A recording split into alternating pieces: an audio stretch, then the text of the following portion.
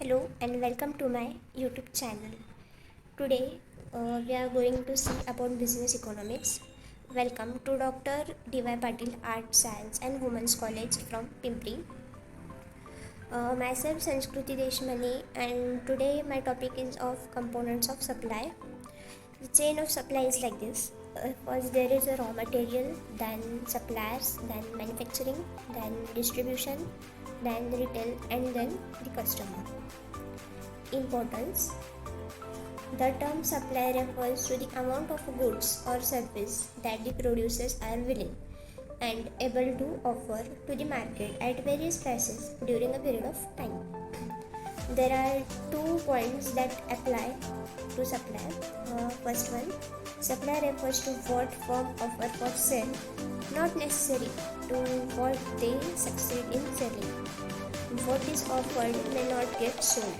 Second one, supply is a flow. The quantity supplied is so much per unit of time, per day, per week or per year. Components of supply.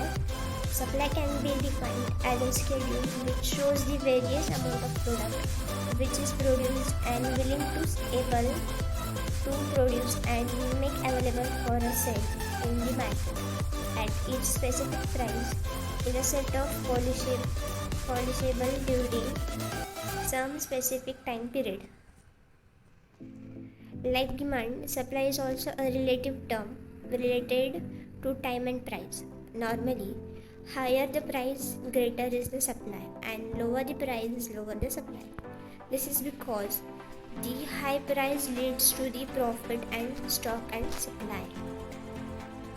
Stock is the total volume of a commodity which can be brought into the market for sale at a short notice, and supply means to quantity which is actually brought in the market.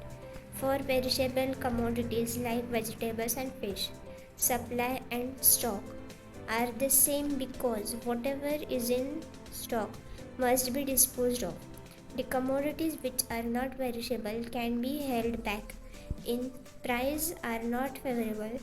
If the price is high, larger the quantities are offered by the seller from their stock, and if the price is low, only small quantities are brought out of sale.